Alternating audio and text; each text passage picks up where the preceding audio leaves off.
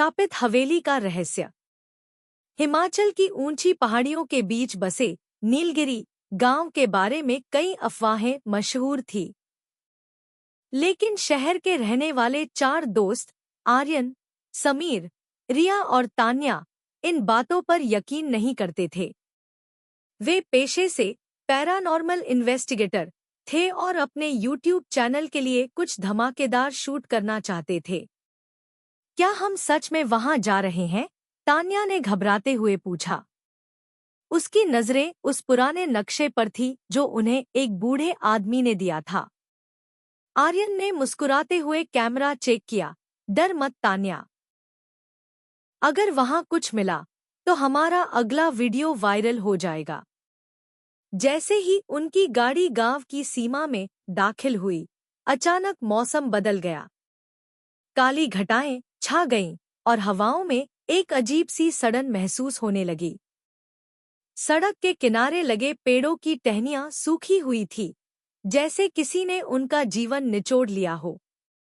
गांव के आखिरी छोर पर वह हवेली खड़ी थी, रायजादा हवेली। पत्थरों से बनी 3 मंजिला यह इमारत किसी राक्षस की तरह लग रही थी। लोहे का भारी दरवाजा जंग खाया हुआ था, जो खोलने पर चीखने जैसी आवाज कर रहा था।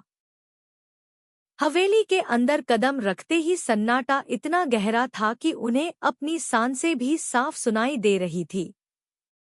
दीवारों पर लटकी पुरानी पेंटिंग्स की आंखें मानो उनका पीछा कर रही थी।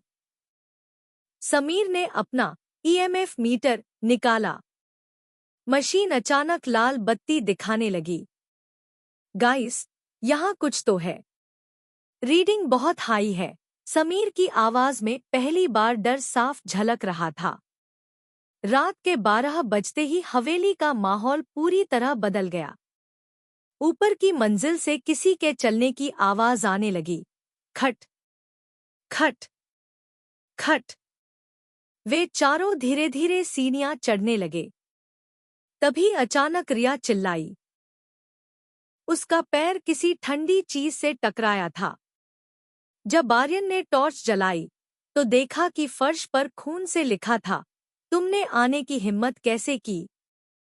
तभी एक जोर का धमाका हुआ और पीछे का दरवाजा खुद ब खुद बंद हो गया। वे अब उस हवेली के ऊपरी हिस्से में फंस चुके थे। खिड़कियां पत्थर की तरह सख्त हो गई थी, जो टूटने का नाम नहीं ले रही थी। वे एक पुराने पुस्तकालय में जा छिपे। वहां आर्यन को एक डायरी मिली। वह डायरी 1920 की थी, जो हवेली के मालिक विक्रम सिंह रायजादा की थी। डायरी में लिखा था, मैंने अपनी अमरता के लिए इस गांव के मासूमों की बलि दी है। अब मेरी आत्मा इस हवेली की दीवारों में कैद है। जो भी यहाँ आएगा, उसे मेरा गुलाम बनना होगा। अचानक कमरे का तापमान गिर गया। उनकी सांसों से धुआं निकलने लगा। अंधेरे कोने से एक लंबी, साये जैसी आकृति उभरी। उसकी आंखें जलते हुए अंगारे जैसी थी। दौड़ो! आर्यन चिल्लाया।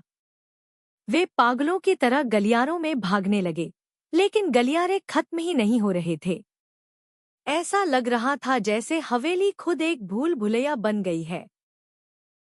समीर का हाथ अचानक दीवार से बाहर निकले एक हाथ ने पकड़ लिया।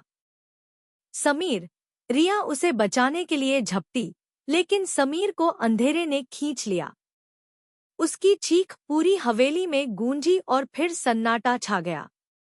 बाकी तीनों दोस्त बदहवास होकर नीचे की ओर भागे।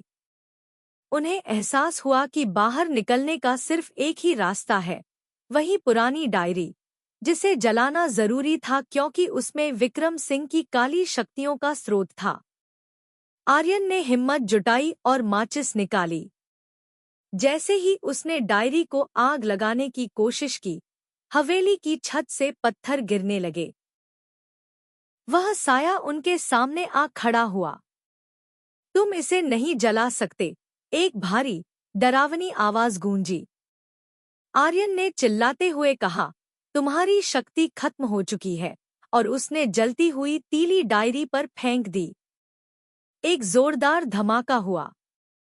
हवेली हिलने लगी।